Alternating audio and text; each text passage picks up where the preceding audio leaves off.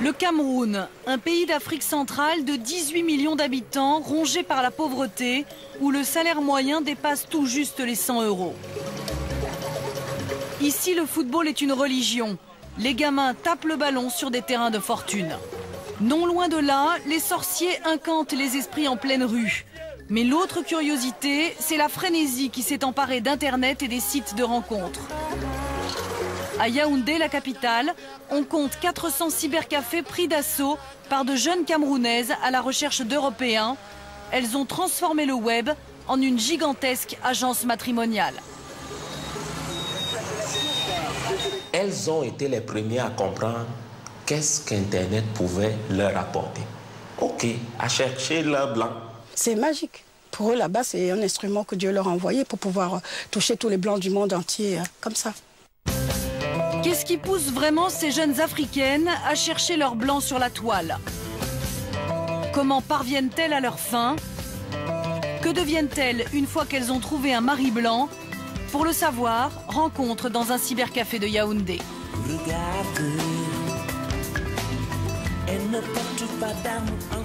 Michel, s'il te plaît, la lumière, il faut que mon beau belge me voie. Là, vous êtes en communication avec un blanc? Oui, un très beau belge. Un belge? Mon futur mari. C'est vrai? Et je l'adore en plus. Mon chaton.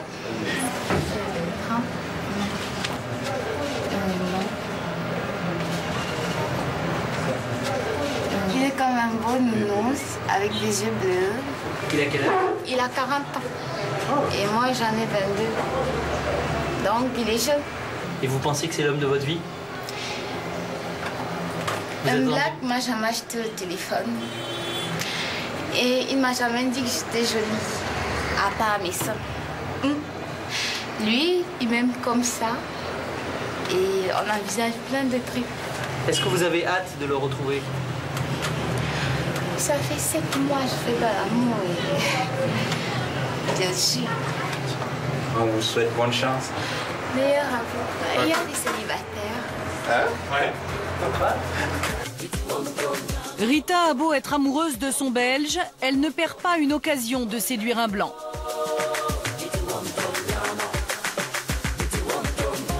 Louise a 35 ans, elle est célibataire et depuis 2 ans, elle fréquente avec assiduité les sites de rencontres. Quand je suis venue dans ces sites, c'était juste pour me trouver un mari expatrié de la peau blanche. Parce que c'est d'abord très difficile d'arriver en France. Il faut que je sois mariée légitimement pour que vraiment j'accède à ce que je veux. Alors là, je commence par trouver un mari.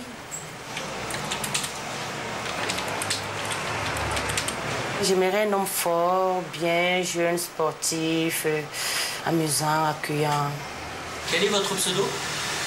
Ici, dans ce site, mon pseudo, c'est aphrodisiaque. Oh, tout un programme. Il y a d'autres qui me disent, oh, tu n'as plus besoin de dire aphrodisiaque, car en voyant ta photo, tu l'es. Qu'est-ce qui, selon vous, attire les Français, les Blancs, chez les femmes de couleur, chez les Camerounaises? Nombreux me disent que la femme africaine est soumise, elle est obéissante, elle fait bien l'amour, et d'autres préfèrent la cuisine africaine. Vous remplissez tous ces critères. Je sais pas. C'est celui qui pourrait être avec moi qui saura. Baba Wame est universitaire. Il a consacré toute une partie de sa thèse à la web rencontre au Cameroun. Pour lui, une chose est sûre, dans cette quête du chéri blanc, il y a très peu d'élus. Sur 100 filles qui vont dans un cyber, il y a 3 ou 4 qui réussissent à avoir un mari, à drainer leur partenaire numérique jusqu'au Cameroun pour un mariage. Alors, face à la concurrence et grâce à la webcam, certaines filles n'hésitent pas à s'exhiber pour parvenir à leur fin. Une surenchère qui transforme parfois ces cyber en pipe show numérique. Cet appareil, c'est pour causer avec son interlocuteur en le voyant, quoi. Bon, on se voit, même s'il est en France, même s'il est dans n'importe quel coin du monde, il me voit, je le vois. Et de là-bas, monsieur va te dire, qu'est-ce que tu as mis en dessous? Ça, quelle couleur? Je peux voir? Au départ, les cybercafés, c'était des open cyber où tout le monde était là. Donc, du coup, il a fallu trouver une parade. Maintenant, on a des box fermées, très bien fermé parce que ça devenait très intime. La fille vient, elle s'assoit devant son appareil et dans sa petite loge avec un rideau, personne ne la voit, donc elle peut causer et se montrer à volonté avec son partenaire, quoi. Vous préférez vous isoler avec le rideau? Oui, c'est discret, ça me met un peu en confiance parce que je n'aimerais pas que tout le monde voie ça. Je ne peux pas me filmer complètement nue comme d'autres le demandent. Est-ce que je peux avoir ta photo nue? Est-ce que tu peux me montrer tes orifices? C'est pas beau. Si quelqu'un te montre sa bite et tout ça, tu dis oui d'accord, mais tu ne te montres pas toi. Lui par exemple, il m'a jamais vu les seins et tout. Là, et même comme ça. Vous envisagez le mariage? Oui, bien sûr, puisque je fais un dossier mariage. Chercher un mari sur Internet, ça a un coût. En moyenne, les filles assidues au cyber dépensent chaque mois 100 000 francs CFA. 5 000, c'est quasiment le salaire moyen des Camerounais. Donc pour une femme qui passe son temps sur Internet, il lui faut avoir un apport. Donc la famille participe, les amis participent dans l'espoir qu'elle trouve un mari et qu'elle vienne en aide à tout le monde. Il y a le blanc qui est quand même l'être suprême, avoir un gendre blanc, mais après on peut mourir. Hein. C'est le top du top, ça. Donc les familles participent, poussent les filles à aller sur Internet, financent la recherche sur Internet. Et c'est pour ça qu'un monsieur, au bout de 2 mois, dit à la fille, je t'épouse, mais la famille donne la fille tout de suite. C'est jamais dit de manière directe, mais c'est sous-entendu. Votre famille sait que vous cherchez un mari blanc sur Internet? Mon père, il ne veut que mon bonheur. Tandis que sa fille est mariée aussi. L'honneur de la famille, quoi. On peut dire qu'Internet a aussi ouvert les frontières de l'amour? Mais je crois que les sites de rencontres ont ouvert vraiment une formidable internationale du célibat, on pourrait dire. Amoureux de tous les pays, unissez-vous. Et c'est vrai que du moment que vous êtes sur un site francophone, vous avez accès potentiellement au bassin de toute la francophonie. Il en va de même de l'anglophonie, a fortiori. Donc c'est vrai que parfois, ça constitue de très très beaux couples intercontinentaux, de belles histoires. Je me souviens, quand j'écrivais Le Cœur Net, avoir rencontré des gens qui s'étaient mariés avec des gens qui vivaient à Moscou ou à Toronto. Et puis c'est vrai que parfois, quand même, des gens se connectent dans des zones, effectivement, qui sont un petit peu sinistrés iconiquement, non pas tant pour trouver l'âme sœur, quoique, que pour quand même trouver un destin meilleur et une planche de salut dans un pays qui offrira une condition économique et financière un tout petit peu meilleure que ce qu'ils vivent au quotidien. Donc c'est vrai qu'il y a une certaine misère sentimentale, pourrait-on dire, quand effectivement les dés sont pipés et quand on se connecte d'un côté pour avoir une femme jeune et jolie et beaucoup plus jeune que soi, et puis de l'autre côté quand on se connecte pour fuir à toute force son pays, sa condition, quel qu'en soit le prix finalement. Pour financer sa recherche sur les sites de rencontres, Louise travaille comme chauffeur de bus dans les faubourgs de Yaoundé. Elle n'a pas encore trouvé son blanc sur Internet, mais elle court après son rêve. Nous sommes dans un pays pauvre, vous voyez. Et nos sœurs qui viennent de là-bas nous ont montré la différence. Quand elles viennent, elles sont bien. Elles ont des véhicules, elles ont de l'argent, les zéros. Hein? Donc ça prouve qu'il y a quand même une différence. Quand elles partent, elles rentrent plus propres, plus belles. Elles sont joviales. Ben moi, je veux cela. Je veux aller arriver aussi en Europe pour voir ce qui se passe. Mais c'est dur, l'Europe c'est difficile. C'est dur, c'est dur en Europe. Mais c'est dur. Oui, c'est dur, en France quoi. Mais imaginez un bébé qui touche la lampe. Tant que la flamme ne le brûle pas, est-ce qu'il va savoir vraiment que la lampe chauffe? Il faut que nous aussi on aille voir si vraiment c'est mauvais là-bas. En Europe, l'Eldorado qu'elle imagine ressemble souvent à l'enfer. La plupart des filles qui émigrent en France après avoir épousé un blanc via Internet finissent sur les trottoirs des grandes métropoles. On les appelle les blaquettes. Nous, Africa Possession, nous avons estimé à 9 sur 10 le nombre de filles qui se marient via Internet et qui se retrouvent dans la rue. Soit parce que c'était déjà à la base un réseau qui les avait recrutés, soit parce qu'après 2-3 mois de mariage, le mari ne trouvait plus son compte auprès de cette femme et il le jette dans la rue. Et la fille, pour se débrouiller, forcément a recours à ce genre de pratique. Tout simplement parce qu'une fois partie là-bas, toute la famille fonde son espoir sur cette fille. Et pour elle, c'est vraiment une honte de rentrer en Afrique sans rien. Amélie a recueilli le témoignage d'Adèle, l'histoire ordinaire d'une jeune Africaine de 21 ans qui cherchait son blanc en rêvant de la France. Je l'ai rencontré sur Internet et très rapidement, nous sommes tombés amoureux. Il m'a très vite demandé un mariage, j'ai accepté, ma famille aussi. Au bout de 3 mois, je me suis retrouvée à Lyon. Tout de suite, j'ai compris qu'il y avait un problème. Bon, dès mon arrivée, il s'est montré très insatiable sexuellement parlant. Je me posais des questions sur ses tendances, la violence de ses étreintes et la bizarrerie de ses pratiques. Il m'attachait les pieds et les mains dans des positions inconfortables. Il me pinçait les tétons avec des pinces à linge.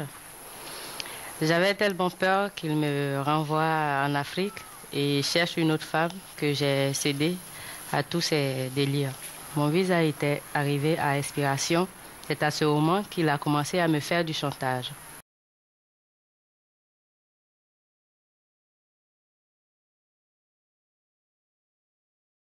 Dire que je suis ce qu'on appelle une blaguette, mise dans la rue par l'homme que j'aimais. Comment lui dire que sa fille chérie, le sang de son sang, est une prostituée au pays des Blancs. L'histoire de cette jeune fille représente à elle seule toute la problématique des jeunes africaines qui veulent venir. C'est du temps, des années, des mois sur Internet à chercher un mari. C'est le trouver, épouser quelqu'un qu'on ne connaît pas au bout de 2 mois. La famille qui dit oui. Le monsieur qui arrive vendredi, qui épouse une fille samedi et qui repart le dimanche. Personne ne pose de questions. Et quand elles arrivent, le but pour elles, c'est de partir. Elles sont tellement désespérées, il faut qu'elles partent. Donc elles épouseraient n'importe qui pour partir. Le problème, c'est que derrière ce n'importe qui sur Internet, on ne sait pas sur qui elles tombent. Et justement, le cas de cette jeune femme, c'est ce qui arrive à des centaines de milliers d'autres filles. Le Cameroun bruise des rumeurs sur ses sœurs qui vivent l'enfer en Europe. Et pourtant, cela ne suffit pas à freiner l'ardeur des jeunes Camerounaises qui veulent fuir la misère, coûte que coûte. Une fois qu'elles ont trouvé leur blanc, tout se joue ensuite à l'ambassade de France de Yaoundé. Lorsque les Français viennent rejoindre leurs partenaires sur place, c'est le passage obligé, une étape souvent semée d'embûches. Pour se marier, donc pour que le maire d'une des communes de Yaoundé ou de Douala vous donne son accord, il faut avoir un sésame qui s'appelle le certificat de capacité qui est délivré par le consulat de France. Et ce sésame, parfois, c'est un chemin de croix. C'est comme ça que chaque jour, devant l'ambassade, on assiste au même rituel. Une dizaine de Français, accompagnés de leurs fiancées camerounaises, font le pied de grue pour obtenir le sésame. Oui.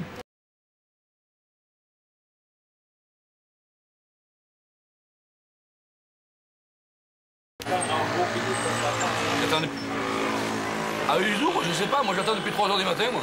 Si je l'ai pas, cette nuit je dors là, je n'ai rien à foutre. Je dormirai sur le banc, je m'en fous, j'attendrai, je serai premier, je passerai. Allez, ciao. C'est la famille qui prend les nouvelles de Bah oui, c'est mon père. Hein. Ah oui. Bah il comprend pas pourquoi j'attends depuis une semaine. Hein. On vient tous les jours attendre pour avoir notre capacité de mariage, de 3 h du matin jusqu'à 3, 4, 5 h du soir, et on repart tous les jours pareil, depuis une semaine. Hein. Ça bouge pas. On est toujours au même point. Et vous, c'est pareil? C'est la même chose, depuis l'année dernière. Eh ouais. Vous avez vos fiancés, vous les avez connus comment? Sur Internet. Sur Internet? Ouais, moi pareil, sur Internet. Vous avez beaucoup échangé? Pendant un an, on a discuté tous les jours. Des fois des petites lettres, des fois de très très grandes lettres, ça dépendait. Et vous avez hâte de la ramener avec vous? Ben oui, ben j'espère au moins la montrer à ma famille, quoi. Tout le monde attend. Et même, bon, moi je veux bien, mais j'attends encore plus de... Et vous avez hâte de revenir en France, madame? De venir en France? On te parle, là. Bon, elle ne répondra pas parce qu'elle a peur. Oui, regardez, ils ont tous peur. Ils ont peur d'avoir des représailles du consulat qui refusent les dossiers, qui les jettent, quoi. Donc, ils parlent pas. On sait que l'ambassade se méfie des mariages de complaisance. Les autorités consulaires freineraient des 4 fers pour autoriser les unions franco-camerounaises, notamment lorsque les époux se sont rencontrés sur Internet. Le doute vient parfois d'un faisceau d'indices où on se dit, c'est très curieux, ces gens-là n'ont pas l'air de se connaître, qu'est-ce qui se passe? Est-ce qu'il n'y a pas quelque chose d'anormal? Alors le fait que les gens ne se connaissent pas et que par-dessus le marché, ils se sont rencontrés 3 jours avant sur Internet, alors là, effectivement, on peut peut-être quand même se poser des questions. C'est pour ça que les 2 époux, souvent séparément, se présentent devant le consul ou un de ses adjoints pour avoir un entretien. C'est ce que nous appelons une audition. On vous pose des questions, pourquoi voulez-vous épouser des nègres? Est-ce qu'on n'a pas le droit d'épouser des Africaines? Vous la connaissez depuis combien de temps? Vous l'avez connue sur Internet? Est-ce que c'est pas une histoire de mariage blanc? Est-ce que c'est pas une histoire de ceci? Est-ce que c'est pas une... Non, on pose pas ce genre de questions. Quelqu'un qui veut se marier, c'est parce qu'il aime la personne. Je me marie avec qui je veux, c'est pas... Ils n'ont rien à me dire. Hein. C'est pas eux à choisir quand même avec qui je dois vivre. Nous ne sommes pas méfiants, mais il faut qu'ils comprennent, ce qu'ils devraient d'ailleurs savoir, c'est qu'un mariage, c'est une opération un tout petit peu plus importante que de mettre une lettre à la poste. Et que, effectivement, imaginez qu'on va pouvoir se marier et revenir en une semaine, tout compris, sans même avoir jamais rencontré la personne avec qui on a l'intention de se marier, s'ils croient ça, effectivement, ils se trompent. Ils veulent empêcher les mariages, mais pas en nous disant des trucs aussi monstrueux. On m'a dit j'étais fou de venir au Cameroun, vous allez vous marier, vous rentrez dans une famille camerounaise, alors vous savez ce qui vous attend. Oui, il y a d'autres qui m'ont dit qu'ils sont sortis, qu'ils les insultaient, qu'ils leur disaient qu'elles allaient leur prendre tout leur argent, que c'était des putes, des salopes. Je risquais d'être ensorcelé, mais surtout empoisonné. Empoisonné dans 6 mois. Vous aurez plus un centime parce que les dames disaient ils vont vous manger tous vos sous. Pourquoi? Parce qu'on est Camerounais, on est impérativement voleurs et menteurs. C'est ridicule ça, c'est des opinions à eux ça. C'est une évidence qu'ils ne veulent pas accorder à tout le monde le droit d'entrer sur le sol français. Et c'est une façon de limiter les mariages, les décourager pour qu'il n'y ait pas beaucoup de Camerounais qui aillent en France. Le Code civil n'a pas prévu qu'on se marie pour immigrer. Il a prévu qu'on se marie pour fonder une famille. Il n'y a pas que les autorités françaises qui trouvent à redire sur ces mariages. À 2 pas de l'ambassade, les agents consulaires se sont trouvés des alliés inattendus. Maintenant, nous les jeunes, on n'a pas de femmes parce que toutes les femmes, c'est le blanc, le blanc, le blanc. Il faut rêver nos sœurs. Oui. Et moi je dis vraiment c'est pas normal. Chercher son blanc, chercher son bar, tous les moyens. Tout à fait, voilà. Tu racontes une fille seulement, je peux t'amener dans le cybercafé, tu vas trouver des jeunes filles, peut-être 16 ans, 18 ans. Elle est prête à faire tout pour avoir son blanc. Pour avoir son blanc. Oui. Le blanc au Cameroun est synonyme d'espoir. L'espoir, pourquoi? L'espoir parce que on sait qu'il va venir changer beaucoup de choses. On sait que le blanc, excusez-moi du terme du blanc, l'Européen est là pour changer la vie d'une famille. Il est là pour aider toute une communauté. Vous savez la pauvreté que nous vivons ici? Le blanc, c'est l'espoir. L'Europe, c'est la terre promise. Quel que soit l'âge du blanc, qu'il ait 100 ans, 200 ans même, mais on sait que le blanc est là pour aider. Et nous avons vu des cas extrêmes. J'ai vu un homme de 90 ans qui ne peut pas marcher, mais qui avait une fille de 16 ans. On se demande s'il y a amour. Les Miss, les belles filles camerounaises. Moi, je vous ai dit l'autre jour. Qui vont avec les vieux, les Mongols. À la mairie de Yaoundé, où l'on célèbre chaque semaine des dizaines de mariages franco-camerounais, certaines unions font froid dans le dos. Ils n'ont pas le même problème qu'hier, j'espère. Je pense pas. J'ai vu même des expatriés vraiment pas des hommes frais, quoi, des gens qui ont la bave, qui pas valides du tout. Eh bien, j'ai demandé d'embrasser, elles ont embrassé. Et plusieurs fois pendant la cérémonie. Je ne peux pas vous mentir qu'il y a des moments où j'ai eu des frissons, des frissons. Des frissons, pourquoi? Parce que je n'imagine pas une jeune fille en train de s'engager sur une voie comme celle-là avec quelqu'un qui est si invalide. Après avoir patienté jour et nuit pendant une semaine, Gilles et sa fiancée sont enfin reçus par un agent consulaire qui les auditionne. Ils vont en principe obtenir la fameuse capacité pour se marier. L'entretien dure à peine quelques minutes. C'est bon? C'est pas bon? Ah, il y a tous les papiers, le dossier est bon, elle ne veut pas le donner? Elle ne veut pas donner la capacité. Elle a dit, moi, elle m'a vu 3 secondes, elle a relevé le papier, elle m'a dit, reculez-vous du bureau, c'est confidentiel, et je suis sorti. J'ai pas eu le temps de discuter pendant 3 jours. Hein. Et pour quelle raison? Je ne sais pas, elle lui a dit qu'elle ne donnait pas le papier. Elle vous a posé des questions sur le mariage? Rien du tout. Comment elle a justifié le fait qu'elle ne vous donnait pas la capacité? Je ne sais pas, elle vient de sortir. Stéphanie, elle est en colère. La jeune femme explique à son frère qu'elle a séché à la question piège. Je veux dire, elle lui a demandé mon numéro de téléphone. Et comme elle ne se rappelait pas du dernier numéro, même moi je ne le connais pas. Ils ont refusé. Pour un numéro de téléphone. C'est ça les questions? Ouais. Oui, voilà la réponse. Parce qu'elle ne connaissait pas mon numéro de téléphone, je ne le connais pas moi-même. C'est pour ça qu'il refuse la capacité. Il a refusé, il a dit je refuse parce que vous ne connaissez pas le numéro de téléphone. Ouais, s'ils sont malades mentaux, il faut qu'ils se fassent soigner. Vous n'avez qu'à voir le niveau de conneries qu'ils peuvent avoir. Est-ce que vous croyez vraiment que dans un consulat de France, on va refuser un document administratif à quelqu'un de cette importance, pour lui, parce qu'il n'a pas de numéro de portable ou qu'il ne se souvient pas de son numéro de portable? Est-ce que vous croyez sérieusement une chose pareille? Ça fait 2 semaines que je campe là. Elle est dégoûtée, non, votre... Bien sûr qu'elle est dégoûtée. Gilles rentrera en France sans sa femme, mais sans renoncer, il reviendra à Yaoundé pour l'épouser. Éric, son compagnon de galère, a eu lui plus de chance. Sa fiancée Ophélia n'a pas échoué à la question piège. L'impatience et les nuits blanches passées devant l'ambassade ont fini par payer. C'est l'heure du mariage. C'est un beau jour pour vous, le plus beau, oui. Là, on n'y croyait plus et puis ça s'est bien passé, on a eu la capacité dans la journée même. Alors, on va signer maintenant. Et après la fête ce soir. Retour en France samedi prochain. Eh bien, mesdames, messieurs, distingués invités, comme vous le constatez vous-même, nous avons là affaire à un mariage franco-camerounais. Je suppose donc qu'ils s'aiment profondément, qu'ils s'aiment sincèrement et surtout de manière désintéressée. Je vais tout simplement conclure et instruire monsieur le secrétaire de noter que nous avons là la célébration d'un mariage de système monogamique avec communauté de biens.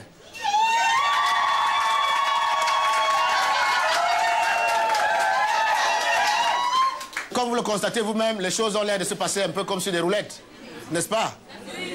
Eh bien, je vais une fois de plus demander aux futurs époux de se mettre maintenant l'un face à l'autre pour que nous passions à la vitesse supérieure. Monsieur Éric Henri Maurice Barbereau, acceptez-vous de prendre pour épouse mademoiselle Ophélia, ici présente, selon les liens sacrés et les lois du mariage? J'accepte. Mademoiselle Ophélia, acceptez-vous de prendre pour époux monsieur Éric Henri Maurice Barbereau, ici présent, selon les liens sacrés et les lois du mariage? Oui, j'accepte. Je vous déclare unis par les liens du mariage. Embrassez-vous, s'il vous plaît.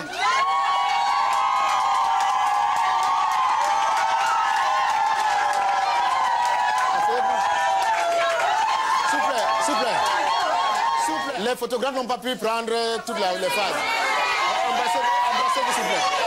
Allez-y. Allez-y.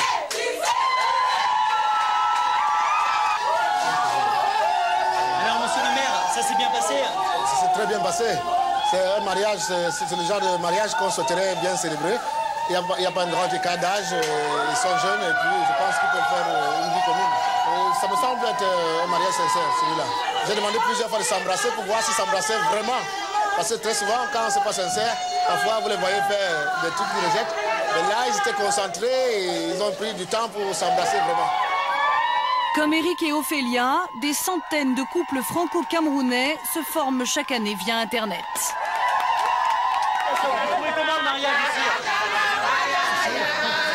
Et même si les autorités françaises ne font rien pour encourager ces unions, la tendance ne devrait pas s'inverser. Heureusement pour certains couples, l'amour est réel.